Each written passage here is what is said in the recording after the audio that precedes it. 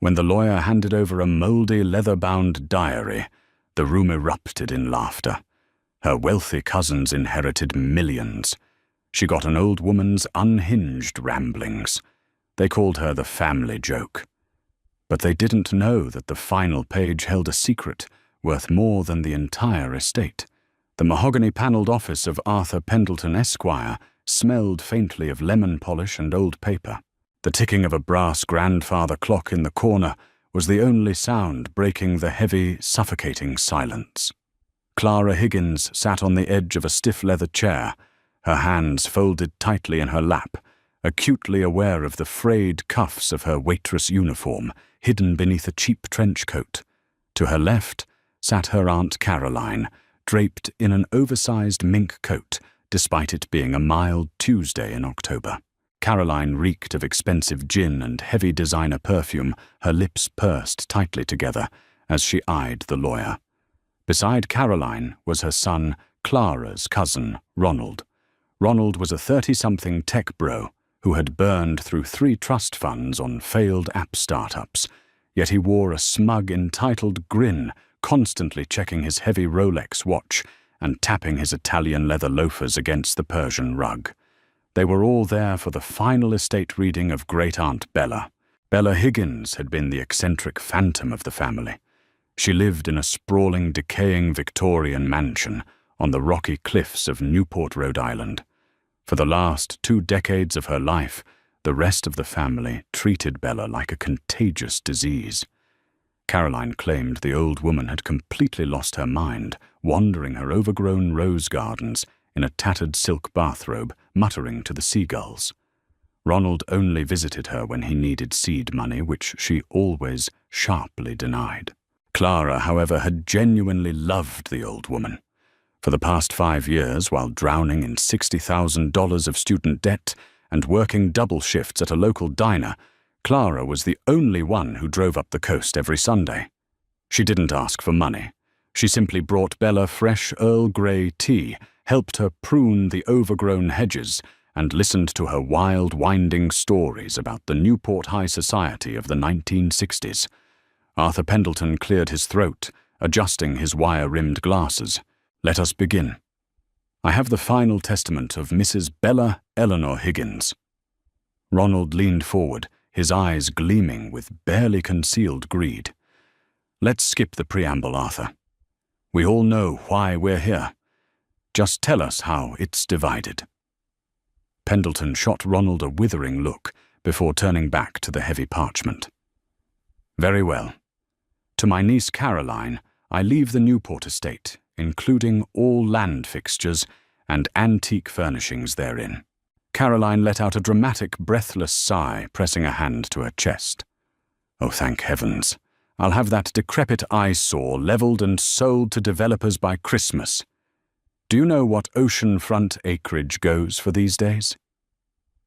Furthermore, Pendleton continued, his voice monotone, "To my great-nephew Ronald, I leave my entire portfolio of stocks, bonds, and liquid assets held at the First Trust of Providence, totaling approximately $4.6 million. Ronald pumped a fist in the air. "Yes, finally. I'm telling you, Mum, my crypto exchange idea is finally getting off the ground." Clara swallowed hard. She hadn't expected millions. She hadn't expected the mansion. But as the sheer scale of her cousin's inheritance washed over her, a desperate, tiny flame of hope flickered in her chest. She was 3 months behind on rent.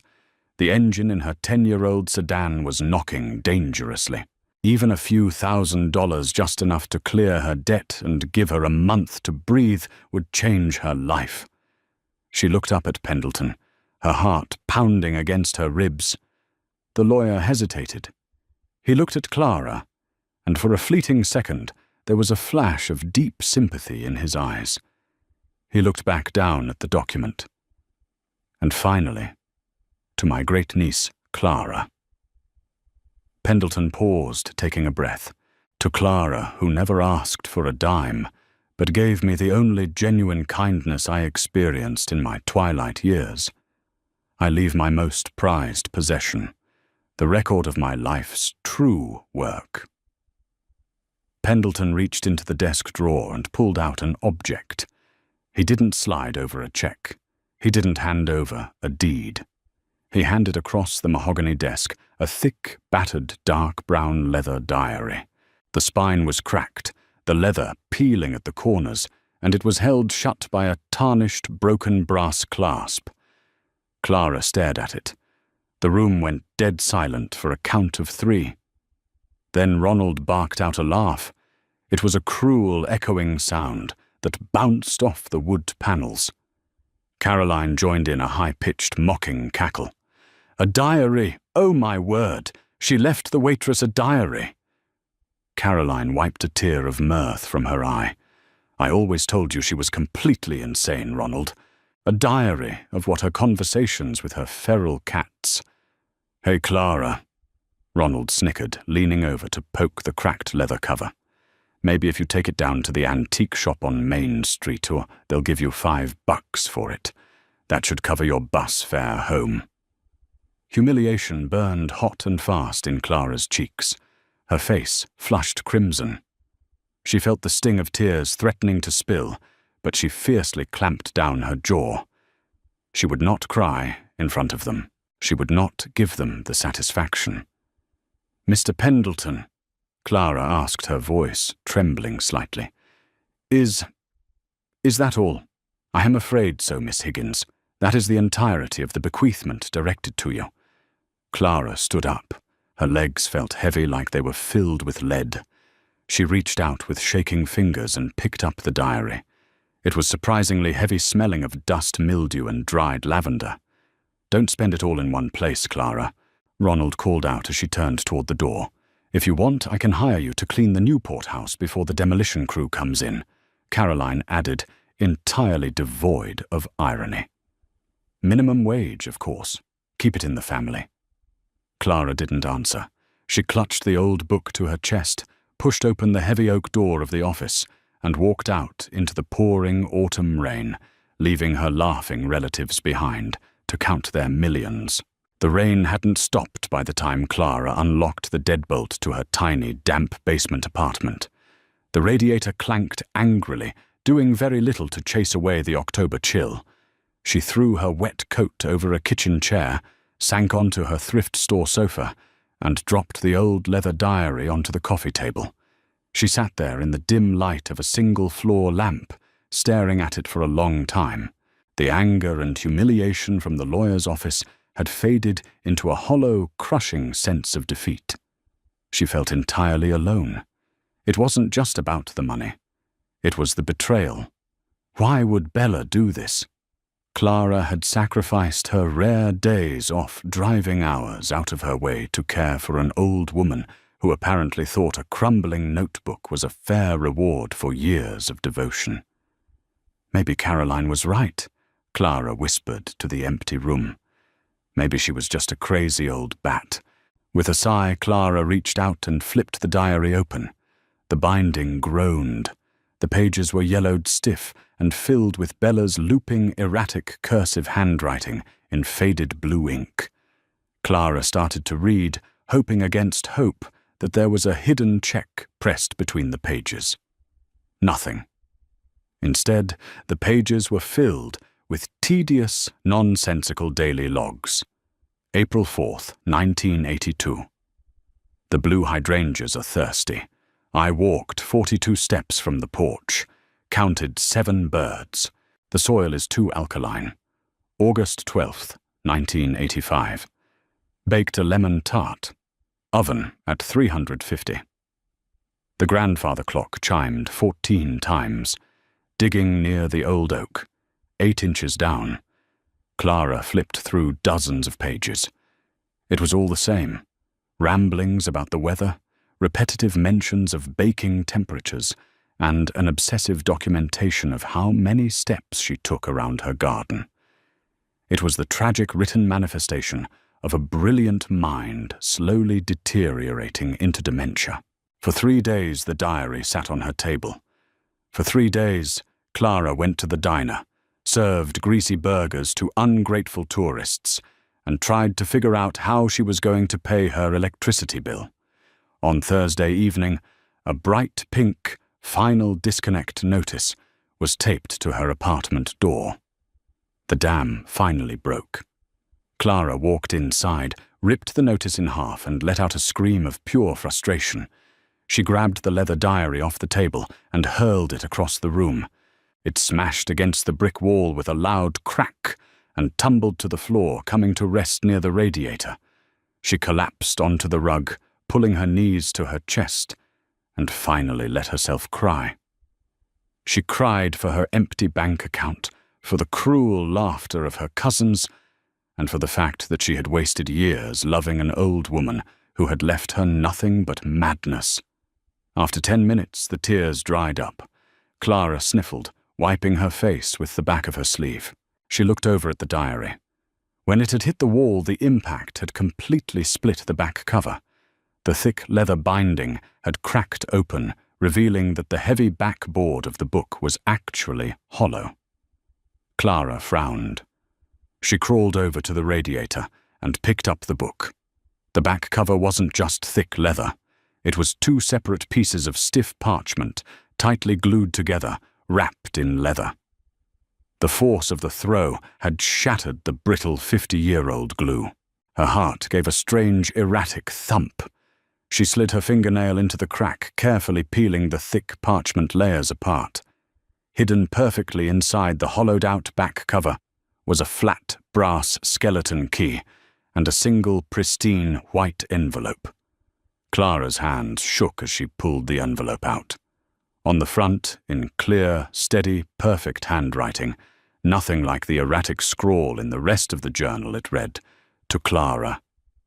The only one who saw me, not my bank account." She ripped the envelope open and pulled out a crisp sheet of stationery. "My dearest Clara, if you are reading this, it means I am gone, and you have survived the absolute circus that was the reading of my will. I can only imagine the sheer delight on Caroline and Ronald's faces when they took the estate and the stocks. I sincerely hope they enjoy them. Because the Newport estate is condemned due to black mold and structural rot that I have been covering up for a decade, and the First Trust stock portfolio was heavily leveraged against a series of bad maritime investments I made in the 90s. Ronald just inherited about $4 million of corporate debt." Clara let out a gasp, a sudden shocked laugh escaping her lips.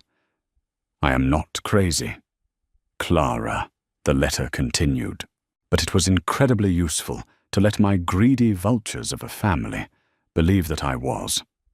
It kept them away, and it kept my true legacy safe. My late husband, Arthur Sr., did not make his fortune in textiles as the family believes. He was a private collector of rare antiquities. When he died, I liquidated his most valuable pieces, an entire vault of 18th century uncirculated gold bullion and several flawless Colombian emeralds. I didn't put this wealth into banks where the government or my terrible niece could find it." Clara felt the room spinning. She set the letter down on her lap, taking a deep, shuddering breath before picking it up again. "The diary you hold is not a gardening log. I knew you were smart enough to look closer. The plants are distractions. The numbers are a cipher. The temperatures, the steps, the birds. They are geographical coordinates and combination numbers. The brass key in this cover opens a private off-the-books lockbox at the old Providence Maritime Union. But you need the exact coordinates of the vault room and the combination to the inner safe. Read the diary again. Follow the numbers, not the flowers. Do not trust Pendleton, he knows nothing. Do not let Caroline know you have this. Find what is yours, Clara. Change your life. With all my love, Aunt Bella." Clara stared at the letter. She looked at the brass key resting in her palm. It felt heavy. It felt like power. She scrambled over to the couch, grabbing a notebook and a pen. She opened Bella's diary to the first page.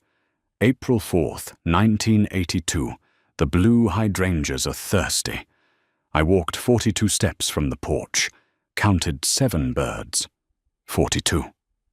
7, Clara muttered, scribbling the numbers down. She flipped the page. August 12th, 1985. Baked a lemon tart. Oven at 350. The grandfather clock chimed 14 times. Digging near the old oak, 8 inches down. 350. 14. 8. The erratic ramblings of a mad woman were gone. In their place was a meticulously crafted treasure map, hiding in plain sight. Clara spent the next 5 hours locked in her apartment, ignoring the cold, ignoring her hunger. Page by page, she stripped away the fake gardening notes, extracting a long sequence of numbers. By 3 a.m., she had a complete sequence. 41 degrees, 49 minutes, 25 seconds. North, 71 degrees, 24 minutes, 14 seconds. West. Box 814. Combo 42-17-35. She pulled up the map application on her cracked phone and typed in the coordinates. The red pin dropped precisely onto an old industrial waterfront district in Providence, Rhode Island, right on top of an unmarked brick building registered to the Historical Maritime Union. Clara looked at the brass key. A slow, determined smile spread across her face. Her cousins thought they had won. They thought they had left her with garbage. "Okay, Aunt Bella," Clara whispered into the quiet room. "Let's go find your real inheritance." Little did Clara know her cousin's new wealth was already collapsing, and Ronald, desperate to find anything of value, had just realized that Aunt Bella's antique collection was entirely missing from the Newport house. And he was already trying to figure out where it went. The early morning bus to Providence rattled over the uneven pavement of Interstate 95, the grey Rhode Island sky mirroring the tense electric anticipation in Clara's chest. The leather diary was wrapped tightly in a plastic grocery bag shoved at the bottom of her faded canvas tote. She had barely slept. The brass key felt like a burning ember against her thigh through the fabric of her jeans. 60 miles away, in the polished glass and steel offices of the First Trust of Providence on Weybosset Street, the illusion of Ronald's newfound wealth was violently shattering. Ronald sat opposite Harrison Cole, a senior wealth manager with a perfectly tailored suit and a deeply uncomfortable expression. Ronald had swaggered into the bank at 9 a.m. sharp, demanding to transfer $2 million of his inherited portfolio into his personal checking account. "I am sorry, Mr. Higgins," Cole said, pushing a thick stack of printed financial statements across the mahogany desk. "As I tried to explain over the phone yesterday, you cannot liquidate these assets. In fact, the bank is currently preparing to seize them." Ronald's smug smile vanished. "Excuse me, that's my money. Arthur Pendleton read the will. $4.6 million in stocks and bonds." "That is the gross valuation of the assets." "Yes," Cole replied, adjusting his tie. "However, your great-aunt Bella Higgins leveraged those assets extensively starting in the late 1990s. She took out massive loans against the portfolio to fund a series of high-risk offshore maritime ventures that entirely collapsed. With the accumulated interest, the estate's debt currently stands at just over $6 million. Ronald felt the blood drain from his face. The room suddenly felt incredibly hot. "Debt, no. She was crazy. She didn't know what she was doing." "Mrs. Higgins was entirely lucid when she restructured these accounts, sir. She signed the margin agreements herself. By accepting the inheritance of her financial portfolio, you have also legally assumed the liabilities attached to it. First Trust of Providence will be initiating collections by the end of the week." Ronald stumbled out of the bank 10 minutes later, his vision blurring. He was practically hyperventilating. He pulled out his phone and dialed his mother. "Mum, the money is gone." Ronald choked out the moment Caroline answered. "It's all debt. She saddled me with millions in corporate debt." "What are you talking about?" Caroline shrieked through the receiver. Her voice was frantic, layered with the sound of power tools in the background. "Ronald, you have to wire me cash right now. The city inspector just left the Newport house. It's not just a black mold. The entire foundation is structurally compromised by ocean rot. The city is condemning the property. They told me I have to pay $300,000 out of pocket for hazardous demolition and soil remediation, or they're putting a lien on my own house." Ronald stopped dead in his tracks on the crowded sidewalk. Bella had known.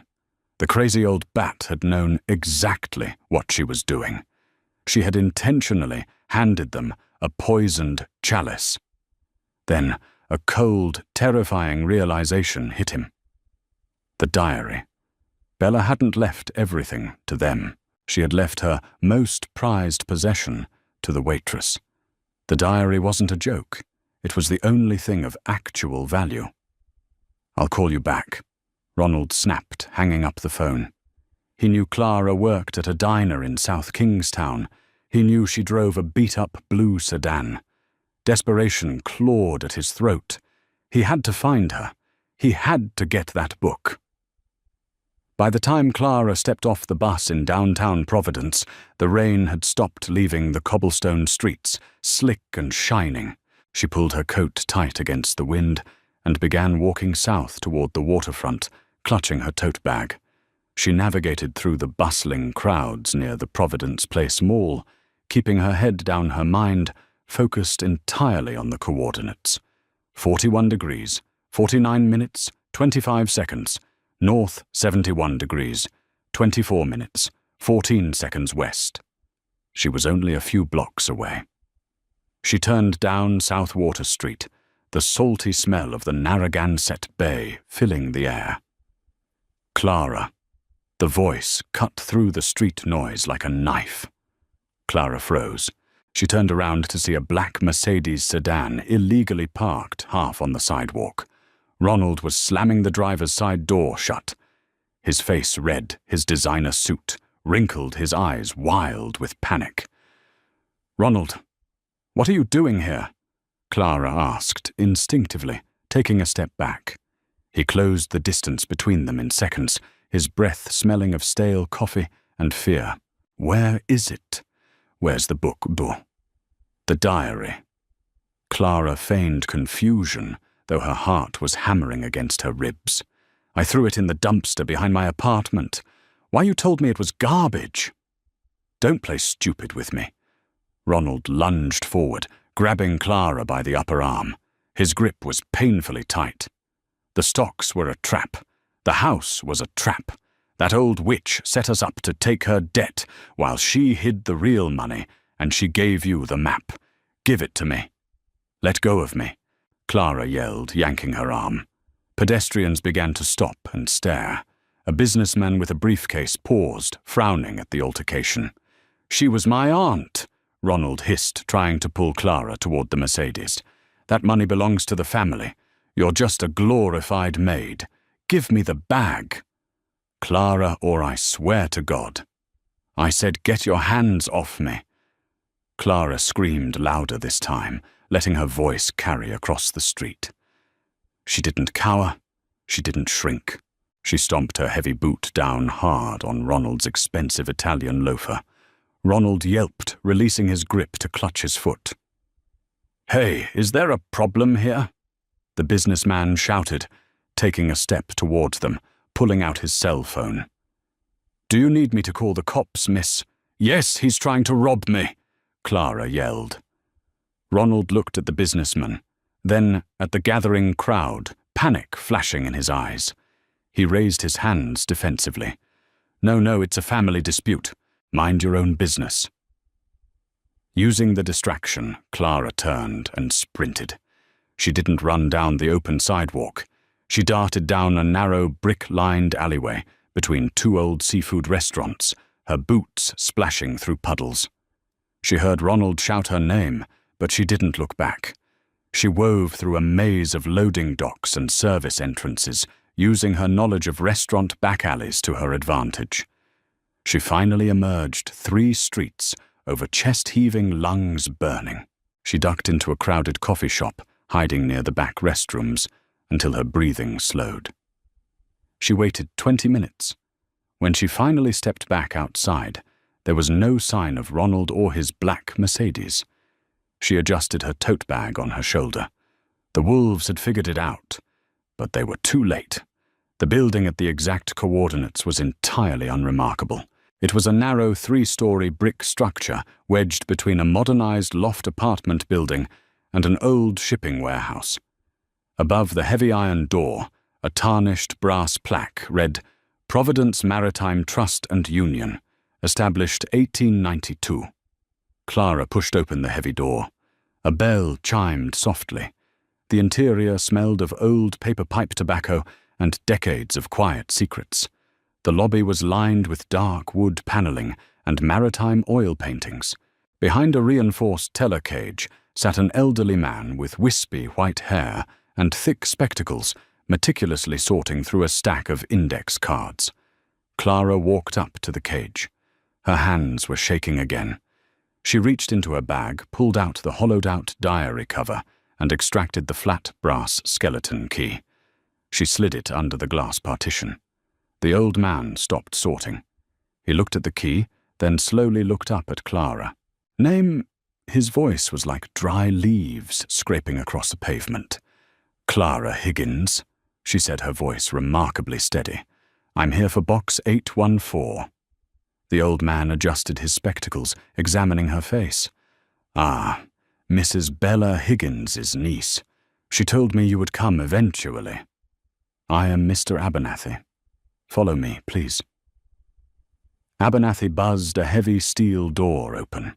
Clara followed him down a dimly lit narrow staircase that seemed to go deep underground, far below the water level of the nearby bay. The air grew cold and damp. At the bottom of the stairs was a massive circular bank vault door, the kind built a century ago to withstand dynamite. Abernathy spun the heavy wheel, pulling the door open with a loud groan of hinges. Inside, the walls were lined floor to ceiling with hundreds of identical tarnished brass deposit boxes. He led her to the back corner. Box 814. It was 3 times the size of a standard deposit box, resembling a small steamer trunk built directly into the wall. "The key will open the primary lock," Abernathy instructed, stepping back to give her privacy. "The secondary combination is mechanical. Take your time, Miss Higgins." Clara stepped forward. She inserted the brass key into the lower keyhole and turned it. It yielded with a heavy, satisfying click. Above the keyhole were 3 brass dials. She took a deep breath, recalling the numbers she had deciphered from Bella's garden notes. 42, 17, 35. She spun the first dial to 42, the second to 17, the third to 35. She gripped the brass handle and pulled. The heavy door swung open effortlessly. Clara let out a sharp gasp, covering her mouth with her hands. Inside the cavernous metal box were 6 heavy canvas bank bags. Beside them sat an ornate antique mahogany jewelry box and a thick manila envelope. With trembling hands, Clara reached in and untied the thick rope binding the first canvas bag. It was incredibly heavy. As she pulled the fabric back, the dim light of the vault caught the contents. Gold. Solid gleaming bars of 18th century uncirculated gold bullion. She pulled out the mahogany box and unlatched it. Inside, resting on black velvet, were dozens of raw, uncut Colombian emeralds, some as large as her thumb, radiating a deep, mesmerizing green fire. Finally, she opened the manila envelope. Inside were bearer bonds, offshore account numbers registered in a secure Cayman Islands trust, and a final handwritten note. Clara. If you are standing in Abernathy's vault, then you proved me right. You have the grit and the intelligence that the rest of our family severely lacks. The contents of this box are entirely untraceable. The gold alone is worth roughly $8 million on the private market. The emeralds will fetch double that at a high-end auction house. Do not give a single penny to Ronald or Caroline. Let their greed be their ruin. Take this leave your old life behind and build something beautiful. Love, Aunt Bella. Clara sat on the cold floor of the vault, surrounded by more wealth than she could have ever comprehended, and for the second time that week, she cried. But this time, they were tears of absolute, profound relief. The crushing weight of debt, the fear of eviction, the years of feeling invisible and worthless, it all evaporated in the cold, damp air of the maritime vault. 6 months later, the Providence Journal ran a small, overlooked article in its financial section. Ronald Higgins, former tech entrepreneur, had officially filed for Chapter 7 bankruptcy, his assets liquidated to cover massive inherited debts. In the same week, a historic condemned waterfront property in Newport was seized by the city after its owner Caroline Higgins defaulted on municipal fines. On that exact same Sunday, Clara sat in the corner booth of the seaside diner where she had worked for 5 years. She wasn't wearing a frayed uniform. She wore a tailored cashmere sweater, sipping a perfect cup of Earl Grey tea. She watched as the diner's owner taped a "Sold" sign onto the front window. Clara smiled, running her thumb over a custom-made ring on her right hand, a flawless, brilliant green Colombian emerald. She had bought the diner in cash that morning. She had paid off the mortgages of all 3 of her former co-workers, and tomorrow she was flying to Italy. She raised her teacup, looking out the window toward the ocean. "Thank you, Aunt Bella," she whispered, taking a sip. They had laughed at her for inheriting an old diary, but Clara was the only one having the last laugh. What would you do if your family mocked you for inheriting a dusty old book, only to discover it held the key to ultimate wealth? Let me know in the comments below.